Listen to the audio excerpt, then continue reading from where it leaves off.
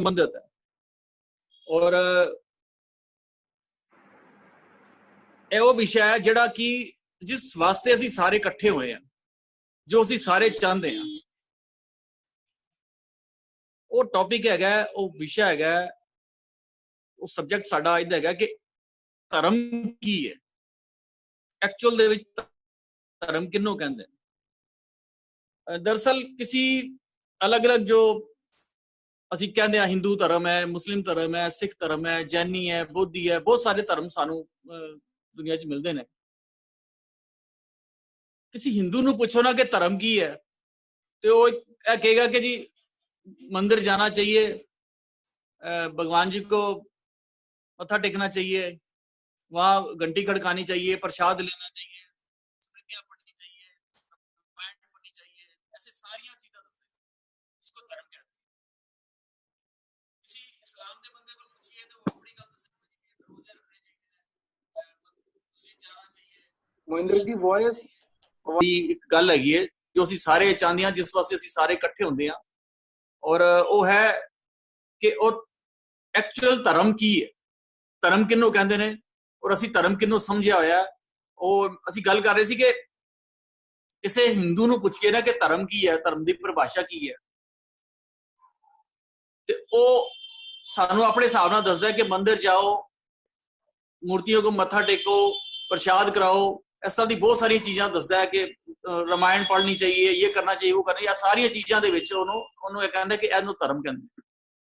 ਇਸੇ ਤਰ੍ਹਾਂ ਇਸਲਾਮ ਦੇ ਵਿੱਚ ਕਿਸੇ ਬੰਦੇ ਨੂੰ ਪੁੱਛੋ ਤੇ ਉਹ ਆਪਣੇ ਹਿਸਾਬ ਨਾਲ ਦੱਸਦਾ ਕਿ मस्जिद जाना चाहिए, रोजे रखने चाहिए, नमाज पढ़नी चाहिए। इस तरह ਦੇ ਬਹੁਤ ਸਾਰੀਆਂ ਗੱਲਾਂ ਜੋ ਉਹਨਾਂ ਦੇ ਰਿਚੁਅਲਸ ਨੇ, ਜੋ ਉਹਨਾਂ ਦੇ ਧਰਮ ਦੇ ਜੋ ਪਰੰਪਰਾਵਾਂ ਬਣੀਆਂ ਹੋਈਆਂ, ਉਹਨੂੰ ਉਹ ਦੱਸਦਾ ਕਿ ਵੀ ਇਹਨੂੰ ਇਹ ਕਰਨਾ ਹੀ ਧਰਮ ਹੁੰਦਾ। ਇਸੇ ਤਰ੍ਹਾਂ ਬਾਕੀ ਧਰਮ ਹੈਗਾ, ਜੇ ਸਾਡੇ ਕੋਲ ਕੋਈ ਪੁੱਛਿਆ ਜਾਏ ਤੇ ਸਾਨੂੰ ਵੀ ਧਰਮ ਕੀ ਹੈ, ਤੇ ਜੋ ਸਿੱਖੀ ਦੇ ਵਿੱਚ ਹੈਗਾ ਉਹ ਇਹ ਕਹਿੰਦਾ ਕਿ ਜੀ ਗੁਰਦੁਆਰੇ ਜਾਣਾ ਚਾਹੀਦਾ, ਨਿਤਨੇਮ ਕਰਨਾ ਚਾਹੀਦਾ, ਪਾਠ ਕਰਨਾ ਚਾਹੀਦਾ। ਇਹ ਸਾਰੀਆਂ ਚੀਜ਼ਾਂ ਜਿਹੜੀਆਂ ਨਾ, ਮੱਥਾ ਟੇਕੋ, ਪ੍ਰਸ਼ਾਦ ਕਰਾਓ, ਇਹ ਸਾਰੀਆਂ ਚੀਜ਼ਾਂ ਜਿਹੜੀਆਂ ਨੇ ਇਹ ਧਰਮ ਦੇ ਨਾਲ ਸੰਬੰਧਿਤ ਜਿਹੜੀ ਹੁੰਦੀਆਂ, ਉਹਨੂੰ ਕਹਿੰਦਾ ਵੀ ਇਹਨੂੰ ਧਰਮ ਕਹਿੰਦੇ। ਗੁਰਬਾਣੀ ਤੋਂ ਅਸੀਂ ਪੁੱਛੀਏ, ਜਦੋਂ ਅਸੀਂ ਇਹ ਬਹੁਤ ਸਾਰੀਆਂ ਚੀਜ਼ਾਂ ਅਲੱਗ-ਅਲੱਗ ਸਾਨੂੰ ਨਜ਼ਰ ਆਉਂਦੀਆਂ ਨਾ ਕਿ ਵੀ ਇਤਨੀ ਤਰ੍ਹਾਂ ਦੀਆਂ ਚੀਜ਼ਾਂ ਹੈਗੀਆਂ ਦੁਨੀਆ ਦੇ ਵਿੱਚ, ਕੋਈ ਕੁਛ ਕਰ ਰਿਹਾ, ਕੋਈ ਇੱਕ ਚੀਜ਼ ਨੂੰ ਉਹ ਕਹਿ ਰਿਹਾ ਠੀਕ ਹੈ, ਦੂਸਰਾ ਹੀ ਉਸੇ ਚੀਜ਼ ਨੂੰ ਕਹਿ ਰਿਹਾ ਗਲਤ ਹੈ। ਕਿਸੇ ਜਗ੍ਹਾ ਕਹਿੰਦੇ ਨੇ ਕੇਸ ਰੱਖਣੇ ਧਰਮ ਹੈ, ਦੂਸਰੀ ਜਗ੍ਹਾ ਕਹਿੰਦੇ ਨੇ ਕੇਸ ਕਤਲ ਕਰਨੇ, ਕੇਸ ਕਟਵਾਣੇ, ਉਹ ਆਪਣੇ ਧਰਮ ਸਮਝੇ ਬੈਠੇ। ਕਿਸੇ ਜਗ੍ਹਾ ਕੁਛ ਹੈ, ਕਿਸੇ ਜਗ੍ਹਾ ਕੁਛ ਹੈ। ਇੱਕ ਜਗ੍ਹਾ ਤੇ ਇੱਕੋ ਗੱਲ ਨੂੰ ਧਰਮ ਮੰਨਿਆ ਜਾਂਦਾ, ਦੂਸਰੇ ਫਿਰਕੇ ਦੇ ਵਿੱਚ ਉਸੇ ਚੀਜ਼ ਨੂੰ ਬਿਲਕੁਲ ਉਹਦੇ ਉਲਟ ਮੰਨਿਆ ਜਾਂਦਾ ਧਰਮ। ਸੋ ਸਾਰੀਆਂ ਚੀਜ਼ਾਂ ਸਾਨੂੰ ਜਿਹੜੀਆਂ ਹੈ ਉਹ ਨਜ਼ਰ ਆਉਂਦੀਆਂ। ਤੇ ਗੁਰਬਾਣੀ ਤੋਂ, ਗੁਰਮਤ ਤੋਂ, ਗੁਰੂ ਨਾਨਕ ਸਾਹਿਬ ਤੋਂ ਜਦੋਂ ਅਸੀਂ ਪੁੱਛਦੇ ਹਾਂ ਕਿ ਧਰਮ ਕੀ ਹੈ, ਤੇ ਵੀ ਇਹ ਸਾਰੇ ਜਿਤਨੀਆਂ ਅਲੱਗ-ਅਲੱਗ ਚੀਜ਼ਾਂ ਨਜ਼ਰ ਆ ਰਹੀਆਂ, ਇਹ ਕੀ ਹੈ, ਕੀ ਇਹ ਧਰਮ ਹੈ? ਇਹ ਵੱਖਰੇ ਜੋ ਨਜ਼ਰ ਆ ਰਿਹਾ ਸਾਨੂੰ, ਇਹ ਵਖੇਵਾ ਕੀ ਹੈ? ਤੇ ਗੁਰਬਾਣੀ ਗੁਰੂ ਸਾਹਿਬ ਕਹਿੰਦੇ ਨੇ ਇੱਕੋ ਧਰਮ ਦ੍ਰਿੜ੍ਹੈ ਸੱਚ ਕੋਈ। ਦੁਨੀਆ ਦੇ ਵਿੱਚ ਕੇਵਲ ਤੇ ਕੇਵਲ ਇੱਕੋ ਹੀ ਧਰਮ ਹੈ। ਹੁਣ ਸਵਾਲ ਇਹ ਪੈਦਾ ਹੁੰਦਾ ਕਿ ਫਿਰ ਇਹ ਜੋ ਸਾਰੀਆਂ ਸਾਨੂੰ ਚੀਜ਼ਾਂ ਨਜ਼ਰ ਆਉਂਦੀਆਂ, ਹਿੰਦੂ ਹੈ, ਮੁਸਲਿਮ ਹੈ, ਬੋਧੀ ਹੈ, ਜੈਨੀ ਹੈ, ਹੋਰ ਬੜੇ ਸਾਰੇ ਸਾਨੂੰ ਇਸ ਤਰ੍ਹਾਂ ਦੇ ਨਜ਼ਰ ਆਉਂਦੇ ਨੇ, ਇਹ ਕੀ ਹੈਗਾ? ਔਰ ਸਾਰੇ ਹੀ ਆਪਣੇ ਆਪਣੇ ਧਰਮ ਸਥਾਨਾਂ ਦੇ ਜੋ ਰਿਚੁਅਲਸ ਕਰਦੇ ਰਹੇ, ਜੋ ਉਹਨਾਂ ਦੀ ਪਰੰਪਰਾਵਾਂ ਹੈ, ਜੋ ਮਰਿਆਦਾਵਾਂ ਬਣੀਆਂ ਹੋਈਆਂ, ਉਸੇ ਨੂੰ ਉਹ ਰਿਚੁਅਲਸ ਨੂੰ ਉਹ ਆਪਣਾ ਇੱਕ ਧਰਮ ਸਮਝਦੇ ਨੇ। ਔਰ ਖਾਸ ਤੌਰ ਤੇ ਉਹ ਧਰਮ ਸਥਾਨਾਂ ਦੇ ਅੰਦਰ ਜੋ ਕੰਮ ਹੁੰਦੇ ਨੇ, ਧਰਮ ਸਥਾਨਾਂ ਦੇ ਅੰਦਰ ਜੋ ਚੀਜ਼ਾਂ ਕੰਮ ਕੀਤੇ ਜਾਂਦੇ ਨੇ, ਉਹਨੂੰ ਖਾਸ ਤੌਰ ਤੇ ਧਰਮ ਸਮਝਿਆ ਜਾਂਦਾ। ਕਿਉਂਕਿ ਸਭ ਦੀ ਸੋਚਣੀ ਇਹ ਹੈ ਕਿ ਇਸ ਖਾਸ ਜਗ੍ਹਾ ਤੇ, ਇਸ ਬਾਉਂਡਰੀ, ਇਸ ਚਾਰ ਦੀਵਾਰੀ ਦੇ ਅੰਦਰ ਜਿਹੜਾ ਹੈ ਉਹ ਭਗਵਾਨ ਰਹਿੰਦਾ, ਉਹ ਰੱਬ ਇੱਥੇ ਰਹਿੰਦਾ। ਪਰ ਗੁਰਬਾਣੀ ਇਹਦੇ ਉਲਟ ਗੱਲ ਕਰਦੀ, ਕਹਿੰਦੇ ਗੁਰਬਾਣੀ ਕਹਿੰਦੇ ਨੇ ਅੱਲਾ ਏਕ ਮਸੀਤ ਬਸਤ ਹੈ, ਅਵਰ ਮੁਲਕ ਕਿਸ ਕੀ। ਜੇ ਰੱਬ ਅੱਲਾ ਇਸ ਮਸੀਤ ਦੇ ਭਾਵ ਇਸ ਚਾਰ ਦੀਵਾਰੀ, ਇਸ ਧਾਰਮਿਕ ਸਥਾਨ ਦੇ ਅੰਦਰ ਹੀ ਰਹਿੰਦਾ ਹੈ, ਤੇ ਬਾਕੀ ਦੁਨੀਆ ਦੇ ਵਿੱਚ ਕੌਣ ਹੈ? ਸੋ ਬੜਾ ਵੱਡਾ ਕੁਐਸਚਨ ਸੀ ਕਬੀਰ ਸਾਹਿਬ ਦਾ। ਸੋ ਇਸੇ ਨੂੰ ਅਸੀਂ ਅੱਜ ਗੁਰਬਾਣੀ ਰਾਹੀਂ ਸਮਝਿਆ ਕਿ ਅਸੀਂ ਕਿਸ ਤਰ੍ਹਾਂ ਉਸ ਚਾਰ ਦੀਵਾਰੀ ਦੇ ਅੰਦਰ ਉਸ ਰੱਬ ਨੂੰ ਸਮਝ ਲੈਂਦੇ। ਮੈਂ ਹੁਣੇ ਥੋੜੀ ਦੇਰ ਪਹਿਲੇ ਅੱਜ ਛੋਟੇ ਸਾਹਿਬਜ਼ਾਦੇ ਗੁਰਦੁਆਰੇ ਗਿਆ, ਤੇ ਉੱਥੇ ਗੁਰਦੁਆਰਾ ਬੰਦ ਹੈ, ਔਰ ਉਹਦੇ ਪੌੜੀਆਂ ਤੇ ਥੋੜੀ ਦੂਰ ਜਿਹੜੀ ਪੌੜੀਆਂ ਹੈਗੀਆਂ, ਉਸ ਪੌੜੀਆਂ ਤੇ ਇੱਕ ਮਾਤਾ ਜੀ ਬੈਠੇ ਹੋਏ, ਬੜੇ ਹੀ ਮੁਸ਼ਕਲ ਦੇ ਵਿੱਚ ਉਹਨਾਂ ਦੇ ਲੱਗ ਰਿਹਾ ਸੀ ਕਿ ਬੜੀ ਤਕਲੀਫ ਦੇ ਚ ਹੈਗੇ। ਤੇ ਮੈਂ ਇੱਕਦਮ ਰੁਕ ਗਿਆ, ਮੈਂ ਕਿਹਾ ਮਾਤਾ ਜੀ ਕੀ ਗੱਲ, ਕੋਈ ਦਿੱਕਤ ਹੈ? ਕਹਿੰਦੇ ਨਹੀਂ ਕੋਈ ਗੱਲ ਨਹੀਂ, ਮੈਂ ਦੂਰੋਂ ਆਈ ਹਾਂ ਤੇ ਸਾਹ ਚੜ ਗਿਆ, ਰੁਕ ਰੁਕ ਕੇ ਬੈਠ ਗਈ, ਹੁਣ ਫਿਰ ਆਰਾਮ ਕਰਕੇ ਜਾਵਾਂਗੀ। ਮੈਂ ਕਿਹਾ ਕਿੱਥੋਂ ਆਏ ਹੋ? ਕਹਿੰਦੇ ਇੱਥੇ ਸਾਹਮਣੇ ਰਹਿੰਦੀ ਹੈ, ਥੋੜੀ ਦੂਰ ਰਹਿੰਦੇ, ਮੱਥਾ ਟੇਕਣ ਆਈ। ਮੈਂ ਕਿਹਾ ਗੁਰਦੁਆਰਾ ਤੇ ਬੰਦ ਹੈ। ਕਹਿੰਦੇ ਗੁਰਦੁਆਰਾ ਬੰਦ ਹੈ ਫਿਰ ਕੀ ਆ, ਮੱਥਾ ਤੇ ਟੇਕਣਾ ਹੈ ਨਾ ਗੁਰੂ। ਸੋ ਇਹ ਜਿਹੜਾ ਭੁਲੇਖਾ ਸਾਨੂੰ ਪੈ ਜਾਂਦਾ ਨਾ ਕਿ ਵੀ ਗੁਰੂ ਇਸ ਗੁਰਦੁਆਰੇ ਦੀ, ਇਸ ਚਾਰਦੁਆਰੀ ਦੇ ਅੰਦਰ ਹੀ ਹੈ। ਇਹ ਕਈ ਸਾਲਾਂ ਤੋਂ ਇਹ ਚੀਜ਼ ਸਾਡੇ ਅੰਦਰ ਜ਼ਿਹਨ ਦੇ ਵਿੱਚ ਵਸੀ ਹੋਈ। ਹੁਣ ਹੈ ਜਾਂ ਨਹੀਂ, ਅਸੀਂ ਹੁਣੇ ਸਾਰੀ ਟੌਪਿਕ ਤੇ ਜਦੋਂ ਖਤਮ ਹੋਏਗਾ ਅਸੀਂ ਗੱਲ ਕਰਾਂਗੇ, ਕਿਉਂਕਿ ਜਦੋਂ ਨਵੇਂ ਬੰਦੇ ਸਾਡੇ ਜੁੜੇ ਨੇ ਤਾਂ ਉਹਨਾਂ ਦੇ ਕੁਐਸਚਨ ਵੀ ਆ ਰਹੇ ਹੋਣਗੇ ਕਿ ਗੁਰਦੁਆਰੇ ਫਿਰ ਨਾ ਜਾਈਏ। ਸੋ ਸਾਰੀ ਗੱਲ ਅਜੇ ਪੂਰਾ ਟੌਪਿਕ ਖਤਮ ਹੋਏਗਾ, ਫਿਰ ਅਸੀਂ ਇਹਦੇ ਤੇ ਗੱਲ ਪੂਰੀ ਸਮਝਾਂਗੇ। ਜਦੋਂ ਅਸੀਂ ਇਹ ਸਮਝ ਲੈਂਦੇ ਆ ਨਾ ਕਿ ਇਸ ਚਾਰਦੁਆਰੀ ਦੇ ਅੰਦਰ, ਫਿਰ ਅਸੀਂ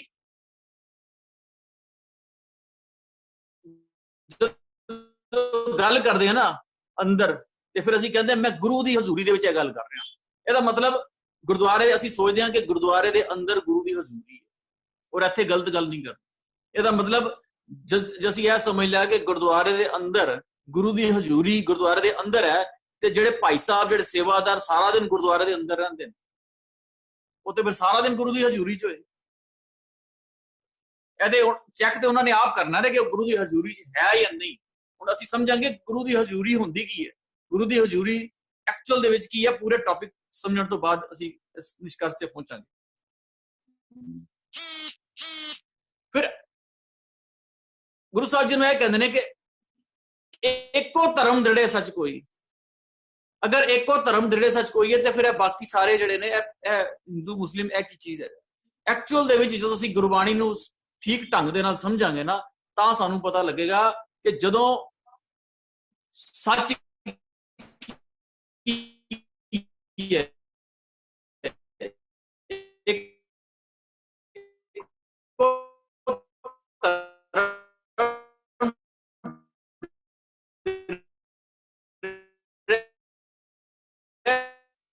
ਤੁਹਾਡੀ ਆਵਾਜ਼ ਨਹੀਂ ਆ ਰਹੀ ਠੀਕ, ਕਨੈਕਟੀਵਿਟੀ ਪ੍ਰੋਬਲਮ।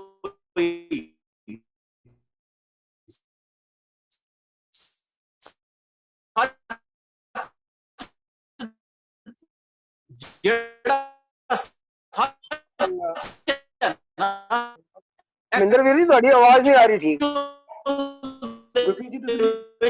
ਨਹੀਂ ਆ ਰਹੀ। ਉਹੀ ਧਰਮ ਹੈ, ਗੁਰੂ ਨਾਨਕ ਸਾਹਿਬ ਦੀ ਇੱਕ ਸਿਧਾਂਤ ਹੈ ਗੁਰਬਾਣੀ।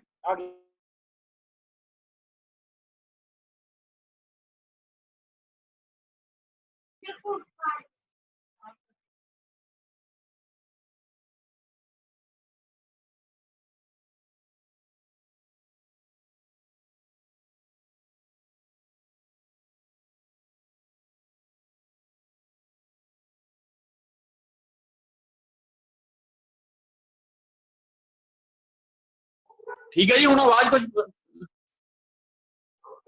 सही है जी? हाँ जी ठीक है जी, हाँ जी हाँ जी आ रही है हाँ जी ठीक है जी। ਸੋ ਅਸੀਂ ਗੱਲ ਕਰ ਰਹੇ ਸੀ ਕਿ ਜੋ ਐਕਚੁਅਲ ਦੇ ਵਿੱਚ ਗੁਰੂ ਨਾਨਕ ਸਾਹਿਬ ਦਾ ਜਿਹੜਾ ਸਿਧਾਂਤ ਜਿਹੜਾ ਸਾਨੂੰ ਦਿੱਤਾ ਉਹ ਹੈ ਇੱਕੋ ਧਰਮ ਦ੍ਰਿੜਾ ਸੱਚ ਕੋਈ। ਧਰਮ ਜਿਹੜਾ ਇੱਕੋ ਹੀ ਹੈ ਦੁਨੀਆ ਦੇ ਵਿੱਚ, ਉਹ ਧਰਮ ਮੈਂ ਸੱਚ ਦਾ ਜੋ ਸੱਚ ਹੈ। ਸੱਚ ਕੀ ਹੈ ਅਸੀਂ ਇਸ ਨੂੰ ਸਮਝਦੇ ਹਾਂ। एक्चुअली सच है जो कुदरत दे नियम, जो लॉज ऑफ नेचर ने, एक्चुअल वही सच है। इन्हां दे नाल जुड़ना ही सच है। जिस तरह फॉर एग्जांपल दुनिया दे अलग अलग धर्म, अलग अलग फिरके जिन्हों असीं कहंदे आ, हिंदू है, मुस्लिम, इस्लाम है, बौद्धी है, जैन है, इन्हां दे अपने धर्म स्थानां दे विच अपने ਜਿਹੜੇ ਉਹਨਾਂ ਦੇ ਕਮਿਊਨਿਟੀ ਹੈਗੀ ਹੈ ਉਹਦੇ ਵਿੱਚ ਅਲੱਗ-ਅਲੱਗ ਤਰੀਕੇ ਦੇ ਨਾਲ ਧਰਮ ਪੜਾਇਆ ਸਮਝਾਇਆ ਜਾਂਦਾ ਹੈ। ਇੱਕ ਚੀਜ਼ ਇੱਕ ਜਗ੍ਹਾ ਠੀਕ ਹੈ, ਦੂਜੀ ਜਗ੍ਹਾ ਗਲਤ ਹੋ ਸਕਦਾ ਹੈ। ਸਿੱਖ ਨੂੰ ਵੱਖਰਾ ਵੱਖਰਾ ਨਹੀਂ ਪੜਾਇਆ।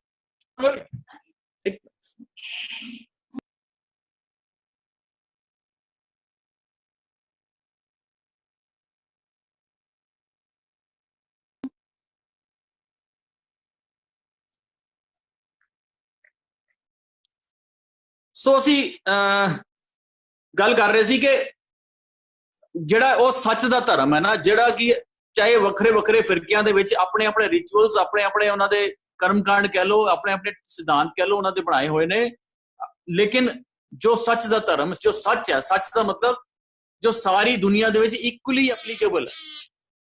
ਜਿਸ ਤਰ੍ਹਾਂ ਅਸੀਂ ਗੱਲ ਕਰ ਰਹੇ ਸੀ ਕਿ 2+2 4 ਹੁੰਦੇ ਨੇ, ਹਿੰਦੂ ਨੂੰ ਵੱਖਰਾ, ਮੁਸਲਿਮ ਨੂੰ ਵੱਖਰਾ ਤੇ ਇਸਲਾਮ ਨੂੰ ਵੱਖਰਾ ਨਹੀਂ ਪੜਾਇਆ ਜਾਂਦਾ। ਕਿਸੇ ਕ੍ਰਿਸਚੀਅਨ ਨੂੰ 2+2 ਕੁਝ ਹੋਰ ਨਹੀਂ ਪੜਾਇਆ ਜਾਂਦਾ, ਕਿਉਂਕਿ 2+2 ਇੱਕ ਯੂਨੀਵਰਸਲ ਟਰੂਥ ਹੈ। ਜੋ ਫਿਜ਼ਿਕਸ ਦੇ ਫਾਰਮੂਲਾਜ਼ ਹੈਗੇ ਨੇ, ਲਾਈਟ ਦਾ ਫਾਰਮੂਲਾ ਹੈ ਜਾਂ ਸਪੀਡ ਦਾ ਫਾਰਮੂਲਾ ਹੈ, ਵੱਖਰੇ ਵੱਖਰੇ ਧਰਮਾਂ ਨੂੰ ਵੱਖਰੇ ਵੱਖਰੇ, ਕੋਈ ਇਹ ਨਹੀਂ ਕਹਿ ਸਕਦਾ ਕਿ ਹਾਂ ਵੀ ਫਲਾਣੇ ਫਿਰਕੇ ਦਾ ਆਇਆ ਇਹਨੂੰ ਅਲੱਗ ਫਾਰਮੂਲਾ ਸਿਖਾਇਆ ਜਾਏਗਾ ਤੇ ਕਿਸੇ ਹੋਰ ਫਿਰਕੇ ਵਾਲੇ ਨੂੰ ਵੱਖਰਾ ਸਿਖਾਇਆ ਜਾਏਗਾ। ਮੈਡੀਕਲ ਸਾਇੰਸ ਹੈ, ਪੂਰੀ ਦੁਨੀਆ ਦੇ ਵਿੱਚ ਇੱਕੋ ਜਿਹੀ ਮੈਡੀਕਲ ਸਾਇੰਸ ਚੱਲਦੀ ਹੈ।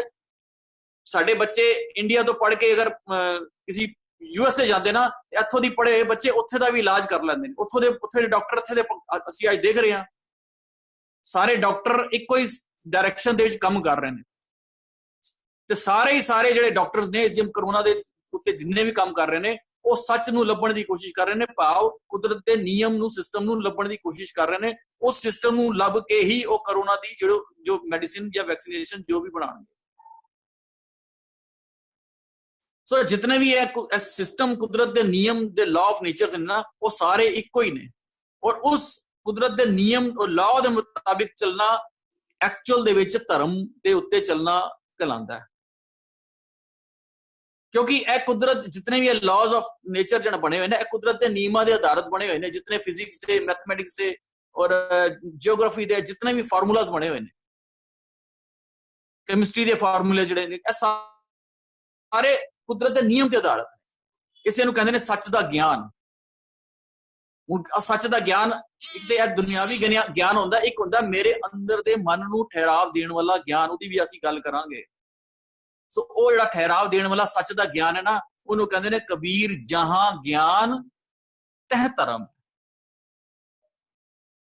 ਹੁਣ ਅਸੀਂ ਐਕਚੁਅਲ ਧਰਮ ਤੇ ਆਉਂਦੇ ਆ, ਜਿਹੜੇ ਕਿ ਜੋ ਗੁਰੂ ਨਾਨਕ ਸਾਹਿਬ ਨੇ ਇਹ ਤੇ ਦੁਨਿਆਵੀ ਕੁਦਰਤ ਦੇ ਨਿਯਮ ਹੈਗੇ ਨੇ, ਇਹ ਕੁਦਰਤ ਦੇ ਨਿਯਮ ਸਾਡੇ ਅੰਦਰ ਵੀ ਵਰਤਦੇ। ਉਹਨਾਂ ਨਿਯਮ, ਉਹ ਨਿਯਮਾਂ ਨੂੰ ਕਹਿੰਦੇ ਨੇ ਜਿਹੜੇ ਕਿ ਸਾਡੇ ਐਕਚੁਅਲ ਦੇ ਵਿੱਚ ਜੋ ਮਨੁੱਖੀ ਜੋ ਰਿਸਪੌਂਸਿਬਿਲਿਟੀਜ਼ ਹੈਗੀਆਂ, ਜੋ ਫਰਜ਼ ਹੁੰਦੇ ਨੇ। ਇੱਕ ਮਾਂ ਦਾ ਜੋ ਫਰਜ਼ ਹੈ, ਜੋ ਮਾਂ ਦੇ ਅੰਦਰ ਇੱਕ ਕੁਦਰਤ ਦੇ ਨਿਯਮ ਦੇ ਮੁਤਾਬਿਕ ਉਹਨੇ ਆਪਣੇ ਬੱਚੇ ਨੂੰ ਪਾਲਣਾ, ਉਹਨੂੰ ਸੰਭਾਲਣਾ, ਉਹ ਆਪਣੇ ਫਰਜ਼ ਨੂੰ ਨਿਭਾ ਰਹੀ ਹੈ ਤੇ ਉਹ ਆਪਣਾ ਧਰਮ ਨਿਭਾ ਰਹੀ ਹੈ। ਇਸੇ ਤਰ੍ਹਾਂ ਇੱਕ ਪਿਓ ਦਾ ਧਰਮ ਹੈ। ਇੱਕ ਟੀਚਰ ਦਾ ਕੀ ਧਰਮ ਹੈ? ਟੀਚਰ ਦਾ ਧਰਮ ਹੈ ਬੱਚਿਆਂ ਨੂੰ ਪੜ੍ਹਾਉਣਾ। ਜੇ ਉਹ ਉਸ ਪਾਸੇ ਕੰਮ ਨਹੀਂ ਕਰ ਰਿਹਾ ਤੇ ਇਹਦਾ ਮਤਲਬ ਉਹ ਆਪਣਾ ਧਰਮ ਨਹੀਂ ਨਿਭਾ ਰਿਹਾ। ਜੱਜ ਹੈਗਾ, ਜੱਜ ਦਾ ਕੰਮ ਕੀ ਹੈ? ਜੱਜ ਦਾ ਕੰਮ ਹੈ ਨਿਆਂ ਕਰਨਾ। ਲੇਕਿਨ ਜੱਜ ਦੀ ਕੁਰਸੀ ਤੇ ਬੈਠ ਕੇ ਉਹ ਨਿਆਂ ਨਹੀਂ ਕਰ ਰਿਹਾ, ਇਹਦਾ ਮਤਲਬ ਧਰਮ ਨਹੀਂ ਕਮਾ ਰਿਹਾ। ਭਾਵੇਂ ਉਹ ਜਿਤਨੇ ਮਰਜ਼ੀ ਰਿਚੁਅਲਸ ਕਰਦਾ, ਜਿੰਨੀ ਵਾਰੀ ਮਰਜ਼ੀ ਸਵੇਰੇ ਮੰਦਰ, ਗੁਰਦੁਆਰੇ, ਮਸਜਿਦ ਹੋ ਕੇ ਆਇਆ, ਜੇ ਉਹ ਉਸ ਸੀਟ ਤੇ ਬੈਠ ਕੇ ਨਿਆਂ ਨਹੀਂ ਕਰ ਰਿਹਾ ਨਾ, ਤੇ ਧਰਮ ਨਹੀਂ ਕਰ ਰਿਹਾ। ਇਸੇ ਤਰ੍ਹਾਂ ਬਾਕੀ ਵੀ ਹੈਗੇ ਨੇ। ਡਾਕਟਰ ਦਾ ਕੀ ਧਰਮ? ਡਾਕਟਰ ਦਾ ਕੰਮ ਹੈਗਾ ਮਰੀਜ਼ ਨੂੰ ਚੰਗੀ ਮੈਡੀਸਿਨ ਦੇਣਾ, ਅੱਛਾ ਇਲਾਜ ਕਰਨਾ, ਉਹ ਉਹਦਾ ਫਰਜ਼ ਹੈ। ਉਹ ਫਰਜ਼ ਹੀ ਉਹਦਾ ਧਰਮ ਹੈ। ਕਹਿੰਦੇ ਡਾਕਟਰ ਦਾ ਧਰਮ ਹੈ ਆਪਣੇ ਮਰੀਜ਼ ਦੀ ਸੰਭਾਲ ਕਰਨੀ ਜਾਂ ਉਹਦਾ ਇਲਾਜ ਕਰਨਾ। ਲੇਕਿਨ ਇੱਕ ਡਾਕਟਰ ਅਗਰ ਗਲਤ ਰਸਤੇ ਚੱਲ ਪਿਆ ਨਾ, ਉਹ ਗਲਤ ਦਵਾਈ ਦੇ ਕੇ ਉਹਦੇ ਕੋਲ ਪੈਸੇ ਐਂਠਣ ਵਾਸਤੇ ਜਾਂ ਹੋਰ ਕਿਸੇ ਕੰਮ ਵਾਸਤੇ ਕਰ ਰਿਹਾ ਨਾ, ਤੇ ਉਹ ਐਕਚੁਅਲ ਦੇ ਵਿੱਚ ਧਰਮ ਨਹੀਂ ਨਿਭਾ ਰਿਹਾ। ਭਾਵੇਂ ਉਹ ਕਿਤਨੇ ਹੀ ਰਿਚੁਅਲਸ ਕਰਕੇ ਆਇਆ ਹੋਇਆ, ਕਿਤਨੇ ਹੀ ਉਹ ਪਾਠ ਪੂਜਾ ਕਰਕੇ ਆਇਆ, ਕਿਤਨੇ ਹੀ ਉਹ ਆਪਣੇ ਧਾਰਮਿਕ ਸਥਾਨ ਤੇ ਸਵੇਰੇ 4 ਵਜੇ ਉੱਠ ਕੇ ਨਹਾ ਧੋ ਕੇ ਸਭ ਕੁਝ ਕਰਕੇ ਆਏ, ਉਹ ਐਕਚੁਅਲ ਧਰਮ ਨਹੀਂ ਹੈ। ਸਿਰਫ ਇਹ ਵੱਡੇ ਗੱਲ ਨਹੀਂ ਹੈਗੀ। ਇੱਕ ਮੈਂ ਕਹਿੰਦਾ ਝਾੜੂ ਮਾਰਨ ਵਾਲਾ ਇੱਕ ਸਵੀਪਰ ਵੀ ਹੈਗਾ ਨਾ, ਸਵੀਪਰ ਦਾ ਵੀ ਧਰਮ ਜਿਹੜਾ ਨਾ ਉਹੀ ਹੈ ਕਿ ਜਿਹੜੀ ਉਹਦੀ ਜਿਹੜੀ ਡਿਊਟੀ, ਜਿਹੜਾ ਉਹਦਾ ਫਰਜ਼ ਹੈਗਾ। ਸੋ ਆਪਣੇ ਫਰਜ਼, ਆਪਣੇ ਰਿਸਪੌਂਸਿਬਿਲਿਟੀਜ਼ ਹਰ ਇੱਕ ਬੰਦੇ ਨੂੰ, ਹਰ ਇੱਕ ਜੀ ਨੂੰ, ਹਰ ਇੱਕ ਕੁਦਰਤ ਦੇ ਸਿਸਟਮ ਦੇ ਵਿੱਚ ਕਿਤਨੇ ਵੀ ਜੀ, ਕਿਤਨੇ ਵੀ ਜੋ ਵੀ ਜਾਨਵਰ ਜੋ ਵੀ ਹੈਗੇ ਨੇ, ਸਭ ਨੂੰ ਆਪਣੇ ਡਿਊਟੀਜ਼, ਫਰਜ਼ ਮਿਲੇ ਹੋਏ ਨੇ। ਉਹ ਆਪਣੇ ਢੰਗ ਨਾਲ ਨਿਭਾ ਰਹੇ ਨੇ। ਗਾਵਨ ਤੁਧਨੋ ਪਵਨ ਪਾਣੀ ਬੇਸੰਤਰ ਗਾਵੇ ਰਾਜਾ ਧਰਮ ਦੇ ਦੁਆਰੇ ਉਹ ਪੜ੍ਹਦੇ ਆ ਨਾ, ਉਹ ਪਵਨ, ਪਾਣੀ, ਸਾਰੀਆਂ ਅੱਗ, ਇਹ ਸਾਰੇ ਆਪਣੇ ਧਰਮ ਨਿਭਾ ਰਹੇ ਨੇ। ਉਹ ਨਿਯਮ ਦੇ ਵਿੱਚ ਚੱਲ ਰਹੇ। ਸੋ ਇਹ ਜਿਹੜੇ ਕੰਮ ਨੇ ਨਾ, ਜਿਹੜੇ ਸਾਡੇ ਫਰਜ਼ ਨੇ, ਇਸ ਨੂੰ ਗੁਰਬਾਣੀ ਚ ਕਹਿੰਦੇ ਨੇ ਸਰਬ ਧਰਮ ਮੈਂ ਸ੍ਰੇਸ਼ਟ ਧਰਮ, ਹਰ ਕੋ ਨਾਮ ਜਪ ਨਿਰਮਲ ਕਰਮ। ਇਹਨੂੰ ਹਰੀ ਦਾ ਨਾਮ ਜਪਣਾ ਕਹਿੰਦੇ ਨੇ, ਇਹਨੂੰ ਜਿਹੜੇ ਨਿਰਮਲ ਕਰਮ ਦੀ ਗੱਲ।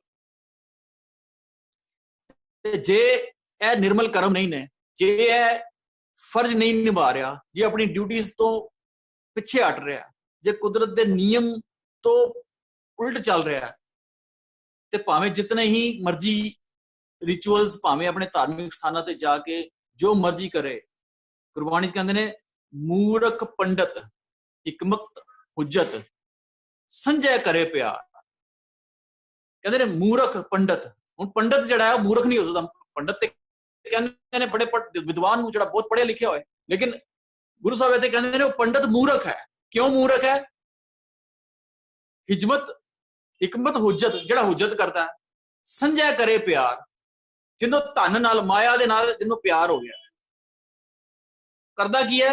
ਅਗਲੀ ਪੰਕਤੀ ਚ ਕਹਿੰਦੇ ਨੇ ਧਰਮੀ ਧਰਮ ਕਰੇ ਗਵਾਵੇ। ਹੁਣ ਉਹ ਕਰ ਰਿਹਾ ਧਰਮ, ਆਪਣੇ ਵੱਲ ਧਰਮ ਕਰ ਰਿਹਾ, ਆਪਣੇ ਆਪ ਨੂੰ ਧਰਮੀ ਬਣਦਾ। ਧਰਮੀ ਧਰਮ ਕਰੇ ਗਵਾਵੇ, ਮੰਗਿਆ ਮੋਖ ਦੁਆਰ। ਮੰਗਦਾ ਚਾਹੁੰਦਾ ਮੋਖ ਦੁਆਰ ਹੈ। ਆਪਣੇ ਆਪ ਨੂੰ ਵੱਲੋਂ ਬੜਾ ਧਰਮ ਕਰ ਰਿਹਾ, ਲੇਕਿਨ ਗੁਰੂ ਸਾਹਿਬ ਨੂੰ ਧਰਮੀ ਨਹੀਂ ਮੰਨਦੇ। ਇਸੇ ਕਰਕੇ ਗੁਰਬਾਣੀ ਸਾਨੂੰ ਜਿੱਥੇ ਵੀ ਕਹਿੰਦੇ ਨੇ ਕਿ ਭਾਵੇਂ ਕੋਈ ਇਨਸਾਨ ਰਿਚੁਅਲਸ ਨੂੰ ਨਾ ਮੰਨੇ, ਰਿਚੁਅਲਸ ਨੂੰ ਨਾ ਕਰੇ, ਭਾਵੇਂ ਆਤਮਾ ਪਰਮਾਤਮਾ ਨੂੰ ਨਾ ਮੰਨੇ, ਭਾਵੇਂ ਉਹ ਧਰਮ ਸਥਾਨਾਂ ਤੇ ਵੀ ਮੰਨੇ ਨਾ ਮੰਨੇ, ਲੇਕਿਨ ਜੇ ਉਹ ਕੁਦਰਤ ਦੇ ਨਿਯਮਾਂ ਤੋਂ ਮੁਨਕਰ ਹੈ ਨਾ, ਫਿਰ ਇਹ ਬੜੀ ਵੱਡਾ ਉਹਦਾ ਨੁਕਸਾਨ ਹੈ। ਬਾਕੀ ਚੀਜ਼ਾਂ ਦੇ ਆਤਮਾ ਨੂੰ ਨਹੀਂ ਮੰਨਦਾ, ਉਹਦੇ ਵਾਸਤੇ ਕੋਈ ਨੁਕਸਾਨ ਨਹੀਂ। ਉਹ ਜਾ ਕੇ ਧਾਰਮਿਕ ਕਰਮ ਨਹੀਂ ਕਰਦਾ, ਉਹਦੇ ਵਾਸਤੇ ਵੱਡਾ ਨੁਕਸਾਨ ਨਹੀਂ ਹੈ। ਲੇਕਿਨ ਉਹ ਜੇ ਕੁਦਰਤ ਦੇ ਨਿਯਮ ਤੋਂ ਮੁਨਕਰ ਹੈ ਨਾ, ਉਹਦੇ ਵਾਸਤੇ ਬੜਾ ਵੱਡਾ ਇੱਕ ਜਿਹੜਾ ਹੈ ਉਹ ਨੁਕਸਾਨ ਹੈ। ਹੁਣ ਸਵਾਲ ਇਹ ਪੈਦਾ ਹੁੰਦਾ ਹੈ ਅਗਲਾ, ਕਈਆਂ ਦੇ ਹੋਰ ਵੀ ਇਹ ਸਵਾਲ ਆ ਰਿਹਾ ਹੋਏਗਾ ਕਿ ਫਿਰ ਜਿਹੜਾ ਬਾਣੀ ਪੜ੍ਹਨੀ, ਇਹ ਜੋ ਪਾਠ ਕਰਦੇ ਆ ਜਾਂ ਹੋਰ ਇਹ ਸਭ ਜੋ ਕਰਦੇ ਆ, ਕਿਆ ਨਹੀਂ ਕਰਨਾ ਚਾਹੀਦਾ? ਕਿ ਸਿਰਫ ਅਸੀਂ ਚੰਗੇ ਚੰਗੇ ਕੰਮ ਕਰ ਲਈਏ, ਬਸ ਇਹੀ ਧਰਮ ਹੋ ਗਿਆ? ਹੁਣ ਗੁਰਬਾਣੀ ਸਾਨੂੰ ਉਹਦੇ ਬਾਰੇ ਵੀ ਜਾਣਕਾਰੀ ਦਿੰਦੀ ਹੈ, ਹੋਰ ਇਹ ਕੁੰਡੀ ਵੀ ਖੁੱਲਦੀ ਹੈ। ਗੁਰੂ ਅਮਰਦਾਸ ਪਾਤਸ਼ਾਹ ਜੀ ਦਾ ਇੱਕ ਸ਼ਲੋਕ ਹੈ, ਉਹ ਤੁਹਾਡੇ ਨਾਲ ਸਾਂਝਾ ਕਰਦਾ। ਸ਼ਲੋਕ ਮਹਿਲਾ ਤੀਜਾ। ਇਹ ਸੰਧਿਆ ਪ੍ਰਵਾਨ ਹੈ, ਜਿਤ ਹਰ ਪ੍ਰਭ ਮੇਰਾ ਚਿਤ ਆਵੇ। ਹੁਣ ਸੰਧਿਆ ਕਹਿੰਦੇ ਨੇ, ਸੰਧਿਆ ਇੱਕ ਤੇ ਹੁੰਦੀ ਹੈ ਸ਼ਾਮ, ਲੇਕਿਨ ਸੰਧਿਆ ਦਾ ਮਤਲਬ ਹੈਗਾ ਜਿਹੜੇ ਰਿਚੁਅਲਸ ਕਰਦੇ ਆ ਨਾ ਅਸੀਂ ਧਾਰਮਿਕ ਸਥਾਨ ਤੇ, ਪਾਠ ਕਰਨਾ, ਅਰਦਾਸ ਕਰਨਾ, ਟਲੀਆਂ ਖੜਕਾਣੀਆਂ, ਪਾਠ, ਜੋ ਵੀ ਹੈ ਕੰਮ ਜੋ ਧਾਰਮਿਕ ਸਥਾਨ ਤੇ ਅਸੀਂ ਜਾ ਕੇ ਕਰਦੇ ਹਾਂ, ਕਹਿੰਦੇ ਨੇ ਇਹ ਪ੍ਰਵਾਨ ਹੈ ਸਭ ਕੁਝ। ਕਿਹੜਾ ਪ੍ਰਵਾਨ ਹੈ? ਜਿਤ ਹਰ ਪ੍ਰਭ ਮੇਰਾ ਚਿਤ ਆਵੇ, ਜਿਹਦੇ ਕਰਨ ਨਾਲ ਤੈਨੂੰ ਉਹ ਹਰੀ, ਉਹ ਪਰਮਾਤਮਾ ਤੈਨੂੰ ਚਿਤ ਆਏ, ਤਾਂ ਪ੍ਰਵਾਨ ਹੈ। ਪਰ ਅਗਲੀ ਪੰਕਤੀ ਚ ਕਹਿੰਦੇ ਨੇ ਹਰਸਿਓ ਪ੍ਰੀਤ ਉਪਜੇ ਮਾਇਆ ਮੋਹ ਜਲਾਵੇ। ਜੇ ਤੇਰੇ ਉਸ ਕਰਨ ਦੇ ਨਾਲ, ਹਰੀ ਦੇ ਨਾਲ ਤੇਰੀ ਪ੍ਰੀਤ ਉਪਜੀ, ਹਰੀ ਦੇ ਨਾਲ ਪ੍ਰੀਤ ਦਾ ਮਤਲਬ ਹੈਗਾ ਉਸ ਕੁਦਰਤ ਦੇ ਨਿਯਮਾਂ ਦੇ ਨਾਲ ਤੈਨੂੰ ਪਿਆਰ ਹੋਏ, ਉਸ ਲਾਜ਼ ਆਫ ਨੇਚਰ ਨਾਲ, ਸੱਚ ਦੇ ਨਾਲ, ਸੱਚ ਦੀ ਤੈਨੂੰ ਜਾਣਕਾਰੀ ਹੋ ਜਾਏ, ਸੱਚ ਦੇ ਨਾਲ ਤੈਨੂੰ ਪਿਆਰ ਹੋ ਜਾਏ। ਮੀਟਿੰਗ ਸਾਡੀ ਖਤਮ ਹੋ ਰਹੀ ਹੈ, ਸਾਡਾ ਲੌਗਇਨ ਅਸੀਂ ਦੁਬਾਰਾ ਕਰ ਸਕਦੇ ਹਾਂ। ਹਰਸਿਓ ਪ੍ਰੀਤ ਉਪਜੇ ਮਾਇਆ ਮੋਹ ਜਲਾਵੇ। ਜੇ ਉਹ ਕਰਨ ਦੇ ਨਾਲ ਤੈਨੂੰ ਹਰੀ ਦੇ ਨਾਲ ਪ੍ਰੀਤ, ਜੇ ਤੈਨੂੰ ਉਹ ਕਰਨ ਦੇ ਨਾਲ ਤੈਨੂੰ ਕੋਈ ਕੁਦਰਤ ਦੇ ਨਿਯਮ ਸਮਝ ਆ ਰਹੇ ਨੇ, ਤੇਰੀ ਉਹਦੇ ਨਾਲ ਕਨੈਕਟੀਵਿਟੀ ਜੁੜ ਰਹੀ ਹੈ, ਤੇਰਾ ਉਹਦੇ ਨਾਲ ਕੋਈ ਪਿਆਰ ਪੈ ਰਿਹਾ, ਤੇ ਉਹ ਕਰ।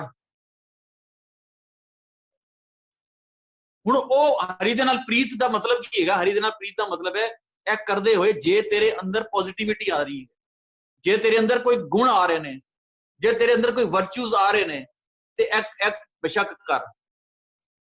ਤੇ ਜੇ ਇਹ ਕਰਦੇ ਕਰਦੇ ਵੀ ਜੇ ਤੇਰੇ ਅੰਦਰ ਨੈਗੇਟਿਵਿਟੀ ਨਾਲ ਚੱਲ ਰਹੀ ਹੈ, ਜੇ ਤੇਰੇ ਅੰਦਰ ਡਿਸਟਰਕਟਿਵ ਥਾਟ ਹੈਗੀ ਹੈ, ਜਾਂ ਤੇਰੀ ਜਿਹੜੀਆਂ ਭੈੜੀਆਂ ਆਦਤਾਂ ਤੇਰੀਆਂ ਨਹੀਂ ਛੁੱਟ ਰਹੀਆਂ, ਤੇ ਇਹਦਾ ਮਤਲਬ ਤੂੰ ਉਸ ਜਿਹੜੀ ਜੋ ਕਰ ਰਿਹਾ ਨਾ, ਸੰਧਿਆ, ਜੋ ਪਾਠ ਪੂਜਾ ਰਿਚੁਅਲ ਜੋ ਵੀ ਕਰ ਰਿਹਾ ਨਾ, ਤੈਨੂੰ ਉਹ ਸਮਝਣਾ ਚਾਹੀਦਾ ਕਿ ਕਿਤੇ ਉਹਦੇ ਵਿੱਚ ਮੇਰੀ ਕਮੀ ਤੇ ਨਹੀਂ ਹੈ। ਹੁਣ ਸਵਾਲ ਇਹ ਵੀ ਪੈਦਾ ਹੁੰਦਾ ਤੇ ਕਿ ਬਈ ਗੁਰਦੁਆਰੇ ਵਿੱਚ ਸਭ ਕੁਝ ਹੁੰਦਾ ਹੈ, ਫਿਰ ਉਹ ਗੁਰਦੁਆਰੇ ਨਾ ਜਾਈਏ, ਨਾ ਕਰੀਏ। ਗੁਰਦੁਆਰੇ ਦਾ ਸਾਡਾ ਕੀ ਮਕਸਦ ਸੀ? ਅਸੀਂ ਆਪਣੀ ਗੱਲ ਕਰੀਏ, ਬਾਕੀ ਜੋ ਦੁਨੀਆ 'ਚ ਹੋ ਰਿਹਾ ਸੀ ਉਹਨੂੰ ਛੱਡ ਦਈਏ, ਲੇਕਿਨ ਅਸੀਂ ਆਪਣੀ ਗੱਲ ਕਰੀਏ। ਗੁਰਦੁਆਰੇ ਦਾ ਸਾਡਾ ਮਕਸਦ ਸੀ, ਗੁਰੂਦੁਆਰੇ ਹੋਏ ਸੋਝੀ ਪਾਈ ਸੀ, ਏਤ ਦੁਆਰੇ ਧੋਏ ਹੱਛਾ ਹੋਏ ਸੀ। ਬੜਾ ਸਪਸ਼ਟ ਸਿਧਾਂਤ ਨੇ ਗੁਰਬਾਣੀ ਦੇ, ਕੋਈ हेर फेर नहीं है, कोई किते कंट्राडिक्शन नहीं है, बिल्कुल क्लियर मैसेजेस है। गुरुद्वारे मतलब गुरु दा द्वारा, गुरु दे द्वारे, गुरु दे द्वारा, गुरु दे राही या गुरु दे दर दे उत्ते सिर्फ ते सिर्फ सोझी लैण जाना। ये तो द्वारे धोए अच्छा होए सी, अच्छा होए सी मतलब तेरी दिन ब दिन इंप्रूवमेंट होनी सी, ये सी निशाना साडे गुरुद्वारे जाण दा। लेकिन असी उन्होंने किस तरह किस ढंग दे नाल बना लिया, असी अपना अपना आप देखिए, असी गुरुद्वारे की करन जांदे हां, किस मकसद दे नाल जांदे हां। लेकिन इस गुरुद्वारे जांदे जांदे जे मान लो कोई बच्चा स्कूल जाए, शुरुआत वो करे स्कूल ते, और 12 साल उन्होंने हो जाए स्कूल जांदे जांदे, और 12 साल बाद जे उन्होंने कोई पूछे, या 1 साल भी हो जाए, साल बाद भी उन्होंने पूछे कि तेनू मैथमेटिक्स आंदा है, वो कहना नहीं आता। कहता कोई तेन लैंग्वेज आई है, वो कहना नहीं आई। कोई कहता कोई साइंस दे फार्मूला दस, कोई होर फिजिक्स दे, कोई जियोग्राफी दे, कोई होर चीज दे, कुछ कुछ तेनू आंदा है, कहता कुछ नहीं आंदा। लेकिन वो नहीं आंदा ते क्या उन्होंने मापिओ जाके स्कूल दे विच कह कि भई आंदा तेनू कुछ नहीं है, इन्ने साल आंदा रहा स्कूल दे विच, लेकिन आंदा ते सवेरे नहा धो के सी ना, कपड़े नवे पा के आंदा सी, आके सारे टीचर्स नू गुड मॉर्निंग भी करदा सी। थोड़े थोड़े दिन बाद घर च जो बनी हुंदी सी चीज वो सारिਆਂ ਨੂੰ ਖਵਾ ਵੀ ਦਿੰਦਾ, ਸਾਰੇ ਬੱਚਿਆਂ ਨੂੰ ਖਵਾਉਂਦਾ ਸੀ। ਝਾੜੂ ਪੋਚਾ ਵੀ ਮਾਰ ਦਿੰਦਾ ਸੀ, ਕਦੀ ਕੋਈ ਡੈਸਕ ਸਾਫ਼ ਕਰ ਦਿੰਦਾ ਸੀ, ਕਦੀ ਹੋਰ ਸਫਾਈ ਵੀ ਕਰਦਾ ਸੀ, ਸਾਰੇ ਕੰਮ ਤੇ ਕਰ ਲੈਂਦਾ ਸੀ। ਜੇ ਇੱਕ ਪੜ੍ਹਾਈ ਨਹੀਂ ਕੀਤੀ ਇਹਨੇ ਤੇ ਕੀ ਹੋ ਗਿਆ, ਘੱਟੋ ਘੱਟ ਨੂੰ ਸਰਟੀਫਿਕੇਟ ਤੇ ਦੇ ਦਿਓ। ਤੇ ਕਿਆ ਸਕੂਲ ਵਾਲੇ ਨੂੰ ਸਰਟੀਫਿਕੇਟ ਦੇਣਗੇ? ਸੋ ਇਹੀ ਹਿਸਾਬ ਅਸੀਂ ਸਾਡੀ ਜ਼ਿੰਦਗੀ ਦਾ ਵੀ ਅਸੀਂ ਗੁਰਦੁਆਰੇ ਜਾਂਦੇ ਹਾਂ। ਗੁਰਦੁਆਰੇ ਜਾਣਾ ਸੀ, ਸਾਰੇ ਕੰਮ ਮਾੜੇ ਨਹੀਂ ਹੈਗੇ, ਪਾਠ ਵੀ ਕਰਨਾ ਸੀ, ਲੰਗਰ ਵੀ ਬਣਾਉਣਾ ਸੀ, ਸਫਾਈ ਵੀ ਕਰਨੀ ਸੀ, ਸਾਰਾ ਕੁਝ ਕਰਨਾ ਸੀ। ਲੇਕਿਨ ਇਹ ਸਾਰਿਆਂ ਕੁਝ ਕਰਦੇ ਹੋਏ ਸਾਨੂੰ ਉਸ ਜਿਹੜਾ ਹੈ ਨਾ ਉਹ ਉਨੀ ਮੰਦੇ ਪੈਰ ਨਾ ਰੱਖਿਓਨ ਕਰ ਸੁਕ੍ਰਿਤ ਧਰਮ ਕਮਾਇਆ। ਉਹ ਸੁਕ੍ਰਿਤ ਧਰਮ ਜਿਹੜਾ ਸੀ ਨਾ, ਮੰਦੇ ਪੈਰ ਤੋਂ ਚੰਗੇ ਵਾਲੇ ਪਾਸੇ ਜਾਣਾ, ਜਿਹੜੀ ਇੰਪਰੂਵਮੈਂਟ ਹੋਣੀ ਸੀ, ਜੇ ਉਹ ਨਹੀਂ ਹੋਈ ਤੇ ਫਿਰ ਸਾਡਾ ਉੱਥੇ ਜਾਣਾ ਵੀ ਬਿਲਕੁਲ ਬੇਕਾਰ ਹੀ ਗਿਆ। ਫਿਰ ਸਾਨੂੰ ਕੋਈ ਸਰਟੀਫਿਕੇਟ ਨਹੀਂ ਮਿਲੇਗਾ। ਸਰਟੀਫਿਕੇਟ ਮਤਲਬ ਅਸੀਂ ਆਪਣੇ ਆਪ ਨੂੰ ਕਿਸੇ ਗੁਰਮੁਖਤਾਈ ਦੇ ਐਂਗਲ ਤੋਂ ਨਹੀਂ ਦੇਖ ਸਕਦੇ। ਲੇਕਿਨ ਸਾਨੂੰ ਕੀ ਹੈ, ਅਸੀਂ ਗੁਰਦੁਆਰੇ ਜਾਂਦੇ ਸਾਨੂੰ ਕਈ ਸਾਲ ਹੋ ਗਏ ਨੇ ਤੇ ਸਿੱਖੀ ਦੇ ਵਿੱਚ ਸਾਨੂੰ ਕੁਝ ਚੀਜ਼ਾਂ ਦਾ ਪਤਾ ਲੱਗ ਗਿਆ। ਕੁਝ ਚੀਜ਼ਾਂ ਮਤਲਬ ਸਾਨੂੰ ਇਹ ਪਤਾ ਲੱਗ ਗਿਆ ਕਿ ਜਦੋਂ ਬੱਚੇ ਦਾ ਜਨਮ ਹੁੰਦਾ ਹੈ ਤੇ ਉਹਦਾ ਗੁਰਦੁਆਰੇ ਜਾ ਕੇ ਨਾਮ ਰਖਾਈਦਾ, ਇਹ ਸਾਨੂੰ ਪਤਾ ਹੈ। ਇਸ ਤਰ੍ਹਾਂ ਜਾ ਕੇ ਫੁੱਲ ਇੱਕ ਹਾਰ ਲੈ ਕੇ ਬੱਚੇ ਦੇ ਗਲ 'ਚ ਪਾ ਦਿੰਦੇ ਆ, ਇਹ ਧਰਮ ਇਹ ਕਰੀਦਾ ਜ਼ਰੂਰ। ਜਦੋਂ ਬੱਚੇ ਦਾ ਵਿਆਹ ਹੋਏ ਤੇ ਲਾਵਾਂ ਫੇਰੇ ਗੁਰਦੁਆਰੇ ਲਈਦਾ, ਇਹ ਸਾਨੂੰ ਪਤਾ ਹੈ। ਸਾਨੂੰ ਇਹ ਪਤਾ ਹੈ ਕਿ ਕਿਸੇ ਦੀ ਡੈਥ ਹੋ ਜਾਏ ਤੇ ਘਰ ਅਖੰਡ ਪਾਠ ਰਖਾਈਦਾ, ਇਹ ਸਾਰੀਆਂ ਚੀਜ਼ਾਂ ਦਾ ਸਾਨੂੰ ਪਤਾ ਹੈ। ਅਸੀਂ ਸੋਚਦੇ ਕਿ ਬਸ ਇਹ ਸਾਰੀ ਚੀਜ਼ਾਂ ਜਿੰਨੀਆਂ ਪਤਾ ਲੱਗੀਆਂ ਨਾ ਸਾਨੂੰ, ਇਹ ਜਿੰਨੀਆਂ ਛੋਟੀ ਛੋਟੀ ਚੀਜ਼ਾਂ, ਕੜਾ ਪ੍ਰਸ਼ਾਦ ਕਰਾਈਦਾ, ਇਹ ਫਲਾਣੇ ਦਿਨ ਸੰਗਰਾਂਦ ਤੇ ਮੱਥਾ ਟੇਕਣ ਜਾਈਦਾ, ਸਾਰੀਆਂ ਚੀਜ਼ਾਂ ਦਾ ਸਾਨੂੰ ਪਤਾ। ਅਸੀਂ ਸੋਚਦੇ ਕਿ ਬਸ ਇਹੀ ਸਾਰਾ ਧਰਮ। ਲੇਕਿਨ ਬਾਣੀ ਦੇ ਸਿਧਾਂਤ ਕੀ ਨੇ, ਸਾਡੀ ਡਿਊਟੀਜ਼ ਕੀ ਨੇ, ਫਰਜ਼ ਕੀ ਨੇ, ਸਾਨੂੰ ਉਹਨਾਂ ਦੇ ਬਾਰੇ ਪਤਾ ਨਹੀਂ ਲੱਗਿਆ ਤੇ ਫਿਰ ਐਕਚੁਅਲ ਧਰਮ ਦਾ ਪਤਾ ਨਹੀਂ ਲੱਗਿਆ। ਗੁਰੂ ਨਾਨਕ ਸਾਹਿਬ ਨੇ ਜਦੋਂ ਇਹ ਸਾਰੀਆਂ ਜਦੋਂ ਆਏ ਸੀ ਨਾ, ਤੇ ਗੁਰੂ ਨਾਨਕ ਸਾਹਿਬ ਨੇ ਕਿਤੇ ਅੱਖਾਂ ਬੰਦ ਕਰਕੇ ਮੀਟ ਕੇ ਕਿਤੇ ਭਗਤੀ ਨਹੀਂ ਕਰਨੀ ਸ਼ੁਰੂ ਕਰ ਦਿੱਤੀ। ਬਾਬਾ ਦੇਖ ਕੇ ਧਿਆਨ ਤਾਂ ਜਲਤੀ ਸਭ ਪ੍ਰਿਥਵੀ ਦਿਸ ਆਈ। ਜਦੋਂ ਸਾਰੀ ਪ੍ਰਿਥਵੀ ਨੂੰ ਜਲਦੀ ਦਿਸੀ ਨਾ ਤੇ ਫਿਰ ਅੱਖਾਂ ਬੰਦ ਕਰਕੇ ਕੋਨੇ ਚ ਕਾਰਨਰ ਹੋ ਕੇ ਨਹੀਂ ਬੈਠੇ। ਫਿਰ ਅੱਗੇ ਭਾਈ ਗੁਰਦਾਸ ਜੀ ਕਹਿੰਦੇ ਨੇ, ਚੱਲਿਆ ਸੋਧਣ ਧਰਤ ਲੁਕਾਈ। ਗੁਰੂ ਸਾਹਿਬ ਨੇ ਉਹ ਆਪਣੇ ਫਰਜ਼ ਨਿਭਾਏ, ਚੱਲਿਆ ਸੋਧਣ। ਹੁਣ ਸੋਧਣ ਮਤਲਬ ਜੋ ਵੀ ਸਾਡੇ ਕੋਲ ਕੁਆਲਿਟੀ ਹੈਗੀ ਹੈ, ਅਸੀਂ ਸੁਸਾਇਟੀ ਦੇ ਵਾਸਤੇ, ਆਸ-ਪਾਸ ਦੇ ਵਾਸਤੇ ਅਸੀਂ ਕੀ ਕਰ ਸਕਦੇ ਹਾਂ। ਜੇ ਕਿਸੇ ਦੇ ਨਾਲ ਹੱਥੀ ਸੇਵਾ ਕਰ ਸਕਦੇ ਹਾਂ ਉਹ ਕਰ ਦਈਏ, ਕਿਸੇ ਨਾਲ ਕਿਸੇ ਦੀ ਫਾਈਨੈਂਸ਼ੀਅਲੀ ਕਰ ਸਕਦੇ ਹਾਂ ਉਹ ਕਰ ਸਕੀਏ, ਕਿਸੇ ਨਾਲ ਗੁਰਬਾਣੀ ਦੇ ਸਿਧਾਂਤ ਸ਼ੇਅਰ ਕਰ ਸਕਦੇ ਹਾਂ ਉਹ ਕਰੀਏ, ਕਿਸੇ ਨੂੰ ਪਾਠ ਕਰਾ ਸਕਦੇ ਹਾਂ ਉਹ ਕਰਾ ਦਈਏ, ਕਿਸੇ ਨੂੰ ਪੰਜਾਬੀ ਪੜ੍ਹਾ ਸਕਦੇ ਹਾਂ। ਜੋ ਵੀ ਅਸੀਂ ਸੁਸਾਇਟੀ ਦੇ ਵਾਸਤੇ, ਸਮਾਜ ਦੇ ਵਾਸਤੇ ਕੁਝ ਆਪਣਾ ਫਰਜ਼ ਨਿਭਾ ਸਕਦੇ ਹਾਂ, ਉਹ ਨਿਭਾਉਣਾ ਐਕਚੁਅਲ ਦੇ ਵਿੱਚ ਧਰਮ ਹੈ।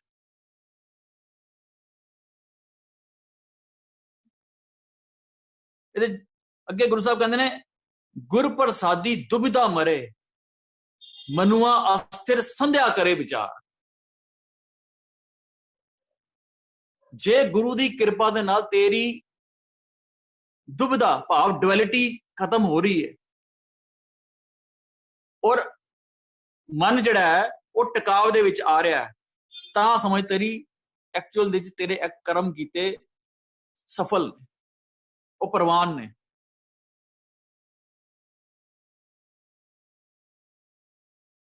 ਨਾਨਕ ਸੰਧਿਆ ਕਰੇ ਮਨਮੁਖੀ ਜਿਉ ਨਾ ਟਿਕੇ ਮਨ ਮਰ ਜੰਮੇ ਹੋਏ ਖੁਆਰ। ਹੁਣ ਦੇਖੋ ਕਿੰਨੀ ਕਮਾਲ ਦੀ ਗੱਲ ਹੈ। ਗੁਰੂ ਸਾਹਿਬ ਕਹਿੰਦੇ ਨਾਨਕ ਸੰਧਿਆ ਕਰੇ ਮਨਮੁਖੀ। ਉਹ ਸੰਧਿਆ ਜਿਹੜੀ ਹੈ ਨਾ, ਸਾਰੇ ਕਰਮ ਕਾਂਡ ਜਿਹੜੇ ਰਿਚੁਅਲਸ ਨੇ ਇਹ ਮਨਮੁਖ ਵੀ ਕਰਦਾ, ਲੇਕਿਨ ਹੁੰਦਾ ਕੀ ਜੀਓ ਨਾ ਟਿਕਾ, ਉਹਦਾ ਜੀ ਅੰਦਰੋਂ ਜਿਹੜਾ ਨਾ ਉਹ ਨਹੀਂ ਟਿਕਦਾ। ਮਤਲਬ ਉਹ ਜਿਹੜੀ ਅੰਦਰ ਜਿਹੜੀ ਭਟਕਣਾ ਹੈ ਜਾਂ ਡੁਅਲਿਟੀ ਹੈ ਜਾਂ ਇੱਕ ਖੁਆਰ ਹੋਣ ਵਾਲੀ ਗੱਲ ਹੈ ਜਾਂ ਅੰਦਰ ਇੱਕ ਸਹਿਜ ਆ ਜਾਣ ਜਿਹੜਾ ਗੱਲ ਹੈ ਉਹ ਸਹਿਜ ਨਹੀਂ ਆਉਂਦਾ। ਜੇ ਸਹਿਜ ਨਹੀਂ ਆਇਆ ਨਾ ਅੰਦਰ ਸੰਤੋਖ, ਉਹ ਸਾਰੀਆਂ ਚੀਜ਼ਾਂ ਨਹੀਂ ਆਏ ਸੇਵ ਕੀਤੀ ਸੰਤੋਖ ਹੀ, ਉਹ ਜਿਹੜੀ ਸੰਤੋਖ ਨਹੀਂ ਆਇਆ, ਸਹਿਜ ਨਹੀਂ ਆਇਆ, ਉਹ ਕੁਦਰਤ ਦੇ ਨਿਯਮਾਂ ਦੀ ਸਮਝ ਨਹੀਂ ਆਈ, ਤੇ ਫਿਰ ਕਹਿੰਦੇ ਨੇ ਨਾਨਕ ਸੰਧਿਆ ਕਰੇ ਮਨਮੁਖੀ ਜਿਉ ਨਾ ਟਿਕੇ, ਉਹ ਟਿਕਾਵ ਨਹੀਂ ਆਇਆ ਤੇ ਮਰ ਜੰਮੇ ਹੋਏ ਖੁਆਰ। ਇਹ ਸਾਰਾ ਕੁਝ ਕੀਤਾ ਬਿਲਕੁਲ ਨਿਫਲ ਗਿਆ।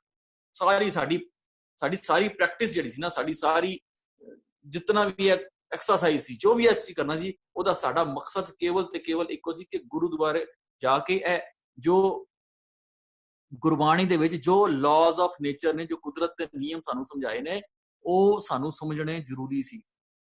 ਜਦੋਂ ਅਸੀਂ ਇੱਥੋਂ ਦੀ ਕਿਸੇ ਵੀ ਦੂਸਰੀ ਮੁਲਕ ਦੇ ਵਿੱਚ ਜਾਂਦੇ ਆ ਨਾ, ਤੇ ਉਸ ਮੁਲਕ ਦੇ ਕਾਨੂੰਨ ਸਾਡੇ ਤੇ, ਉਸ ਧਰਤੀ ਤੇ ਪੈਰ ਰੱਖਦੇ ਹੀ ਸਾਡੇ ਤੇ ਲਾਗੂ ਹੋ ਜਾਂਦੇ ਨੇ। ਫਿਰ ਅਸੀਂ ਉੱਥੇ ਇਹ ਨਹੀਂ ਕਹਿ ਸਕਦੇ ਕਿ ਇਹ ਲਾਅ ਦਾ ਮੈਨੂੰ ਨਹੀਂ ਸੀ ਪਤਾ। ਉਸ ਮੁਲਕ ਦਾ ਸਾਨੂੰ ਲਾਅ ਇਮੀਡੀਏਟ ਉਸ ਧਰਤੀ ਤੇ ਪੈਰ ਰੱਖਦੇ ਹੀ ਸਾਡੇ ਤੇ ਲਾਗੂ ਹੋ ਜਾਂਦੇ ਨੇ। ਇਸੇ ਤਰ੍ਹਾਂ ਇਸ ਧਰਤੀ ਦੇ ਜੋ ਕੁਦਰਤ ਦੇ ਅਸੀਂ ਸਿਸਟਮ ਦੇ ਵਿੱਚ ਅਸੀਂ ਆਏ ਆ, ਇਸ ਕੁਦਰਤ ਦੇ ਸਿਸਟਮ ਨੂੰ ਮੰਨਣਾ ਸਾਡਾ ਫਰਜ਼ ਹੈ।